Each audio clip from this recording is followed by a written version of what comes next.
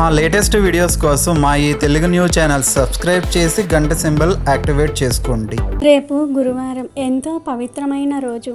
అయితే ఈరోజు సాయంత్రం 5 తర్వాత ఉప్పును అక్కడ ఉంచితే చాలు. 2 రోజుల్లో మీకు ఉన్న కష్టాలన్నీ పోతాయి, ధన సమస్యలన్నీ పోతాయి, ఇల్లు కోట్ల కట్టలతో నిండిపోతుంది. మీకు ఉన్న సమస్యలు బాధలు పోతాయి, కుబేరులుగా మారిపోతారు.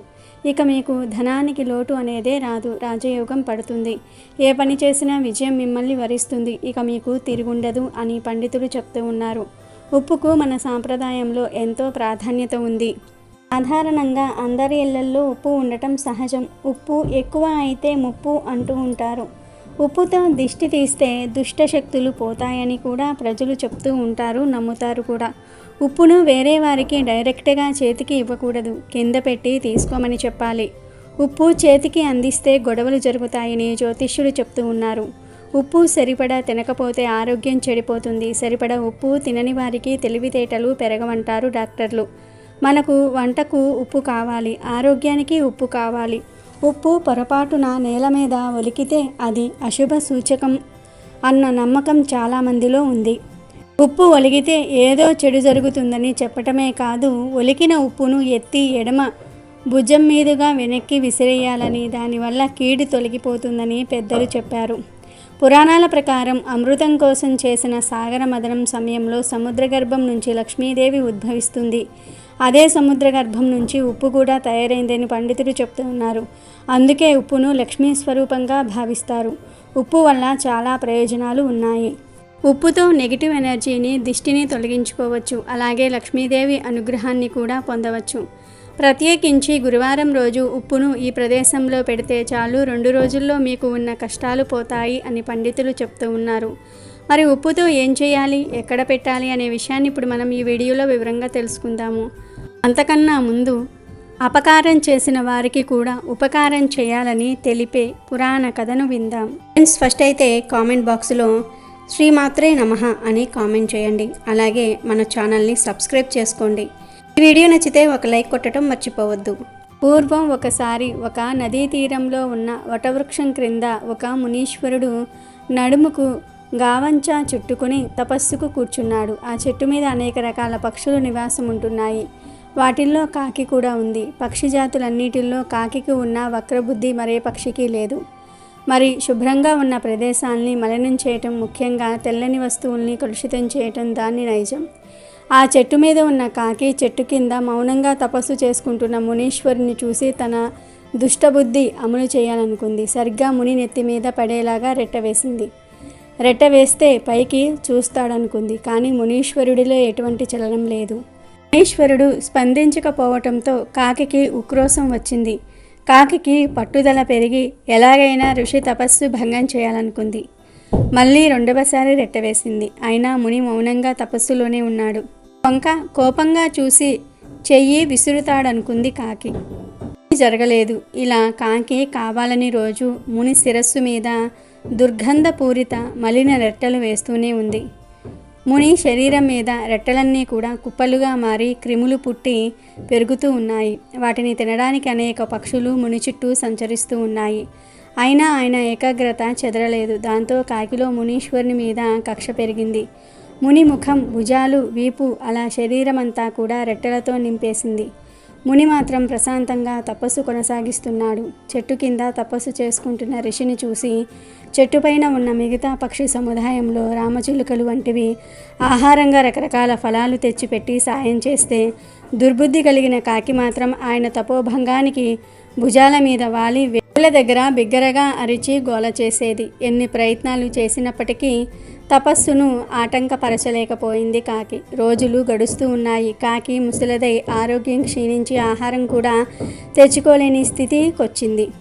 ఒకరోజు మునీశ్వరుడు తపస్సు ముగించి దగ్గరలో ప్రవహిస్తున్న నదిలో తల నుంచి పాదాల వరకు శరీరమంతా కాకి వేసిన మలిన రెట్టల్ని నీటితో శుభ్రపరుచుకుని ప్రకాశవంతమైన శరీరం కాంతితో చెట్టు దగ్గరకు వచ్చాడు. ఇప్పుడు ముసలితనంతో నీరసించి ఉన్న కాకి పశ్చాత్తాపంతో ముని దగ్గరకు వచ్చి చెట్టు మీదున్న ఇతర పక్షులు పళ్ళు ఫలాలు తెచ్చి తపస్సుకు సహకరిస్తే తను మాత్రం దుర్బుద్ధి దుశ్చేష్టలతో బాధ కలిగించానని వాపోయింది. తన తప్పుల్ని మన్నించమని వేడుకుంది. ముసలి కాకి దీనావస్థను చూసి ముని ఓదారుస్తూ, ఓ కాకి, నీ సహజ నైజంతో వ్యవహరించి నాకు మేలే చేశావు. రోజు నువ్వు నా శిరస్సు శరీరంపై వేసిన మలిన రెట్టలు కుప్పలుగా మారి కీటకాలు పుట్టి కొన్ని పక్షుల ఆకలి తీరింది. దానివల్ల నాకు పుణ్యఫలం దక్కింది. నీ రెట్టెలు నా శరీరానికి లేపనంగా మారి చలివేడి నుంచి రక్షణ కలిగించాయి. అందువల్ల నీ చేష్టల వల్ల నాకు మంచే జరిగింది. నువ్వు చేసిన ఉపకారానికి బదులుగా నీకు ఒక వరం ఇస్తూ ఉన్నాను. భూమండలం మీద మనుషులు జరిపే పితృకర్మల్లో పిండ ప్రధానాలు తినడానికి మీ కాకి జాతిని ఆహ్వానిస్తారని ఆశీర్వదించి వెళ్ళిపోయాడు. కాకి కూడా ఎంతో సంతోషించింది. ఈ కథలో నీతి ఏమిటి అంటే, అపకారం చేసిన కాకికి మునీశ్వరుడు కోపగించుకోకుండా ఉపకారం చేశాడు. కాబట్టి తప్పు చేసిన వారిని క్షమించి వారిలో మార్పు తేవాలి. ఇక వీడియోలోకి వస్తే, ఎవరైతే ధన సమస్యలతో బాధపడిపోతూ ఉన్నారో వారు గురువారం రోజు సాయంత్రం 5 దాటిన తర్వాత ఈ పరిహారాన్ని చేసుకోండి. 5కు ముందు చేస్తే ఎలాంటి ఫలితం ఉండదు. ముందు ఉప్పును తీసుకోండి, అంటే గల్లులుప్పు తీసుకోండి. తర్వాత ఈ గల్లులుప్పును ఒక ఎర్రటి వస్త్రంలో వేయండి. ఉప్పుతో పాటు చిటికెడు కుంకుమను కూడా ఈ వస్త్రంలో వేయండి. అలాగే 5 లవంగాలను వేయండి. ఇవన్నీ లక్ష్మీదేవికి ఇష్టమైన వస్తువులు కనుక ఈ మూడింటిని వేసి ఆ తర్వాత చిన్న మూటలాగా కట్టేయండి. ఈ మూటను తీసుకుని వెళ్ళి మీ ఇంటి లోపల నైరుతి భాగంలో ఎక్కడో ఒక చోట కట్టివేయండి, అంటే ఎత్తుగా ఉండే చోట కట్టండి. ఇలా ఉప్పు మూటను కట్టడం వలన పాజిటివ్ ఎనర్జీ పెరుగుతుంది. పాజిటివ్ ఎనర్జీ అంటే ధనావేశ శక్తి పెరుగుతుంది. దాని వలన ధనం పెరుగుతుంది. మీరు కోరుకున్న కోరికలు నెరవేరుతాయి. ఎందుకంటే మన కోరికలు ధర్మబద్ధంగా ఉంటే ఖచ్చితంగా నెరవేరుతాయి. ఈ పరిహారం చేయటం వలన 2 రోజుల్లో మీ ఇంట్లోని నెగిటివ్ ఎనర్జీ అంతా కూడా పోతుంది. పాజిటివ్ ఎనర్జీ వస్తుంది. పాజిటివ్ ఎనర్జీ అంటే అష్టైశ్వర్యాలతో ఉండటము, సమయానికి నిద్ర పట్టటము, టైంకి తినగలగటము, ఇదంతా కూడా పాజిటివ్ ఎనర్జీనే. మీ ఇంట్లో చాలా ఎక్కువగా నెగిటివ్ ఎనర్జీ ఉందని భావిస్తే తప్పక ఈ పరిహారాన్ని చేయండి. గురువారం రోజు ఇలా కట్టిన ఉప్పు మూటను 2 నెలల తర్వాత తీసి ఆ మూటను ఎక్కడైనా సరే చెట్టు మొదట్లో కానీ పారే నీటిలో కానీ పడవేయండి. ఈ చిన్న పరిహారం వలన మీకు ధనాకర్షణ పెరుగుతుంది. నకారాత్మక శక్తులు పోతాయి. 2 రోజుల్లో మీ ఇంట్లో మార్పులు తెలుస్తాయి. యాక్టివ్గా ఉండటం గమనిస్తారు. కష్టాలన్నీ కూడా పోతాయి. మీ జీవితం అద్భుతంగా మారుతుంది. కనుక మీరు కూడా గురువారం రోజు సాయంత్రం 5 తర్వాత ఉప్పుతో ఈ చిన్న పనిని చేసి శుభాలను పొంది సంతోషంగా జీవించండి. రేపు గురువారం రోజు రహస్యంగా నిమ్మకాయలను ఇలా ఇంటి బయట పడవేయండి. చాలు, లక్షలు కాదు కోట్లు వస్తాయి. ఇలా పడేస్తే మీ సర్వ కష్టాలు పోతాయి. కష్టాల నుంచి మీరు ఈజీగా బయటపడగలుగుతారు. అద్భుతమైన ఫలితాలు వస్తాయి. అన్ని రకాలుగా కలిసి వస్తుంది. గురువారం రోజు చేసే ఈ నిమ్మకాయ పరిహారం ఎంతో శక్తివంతమైనది. ఒక నిమ్మకాయ మన జీవితాన్ని మారుస్తుంది. మనకు ఉండే ఇబ్బందులను తొలగిస్తుంది. అన్ని విధాలుగా కలిసి వచ్చేలాగా చేస్తుంది. నిమ్మకాయ చూడడానికి చాలా చిన్నగా ఉంటుంది, కానీ దానితో పరిహారం చేస్తే వచ్చే ఫలితాలు మాత్రం గొప్పగా ఉంటాయి.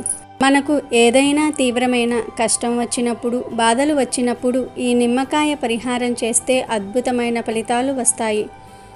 నిమిషాల్లో ఫలితాలు వస్తాయి. బ్రహ్మాండంగా ఉంటుంది. ఈ పరిహారంతో మీకు ఉన్న దరిద్రాలన్నీ పోతాయి.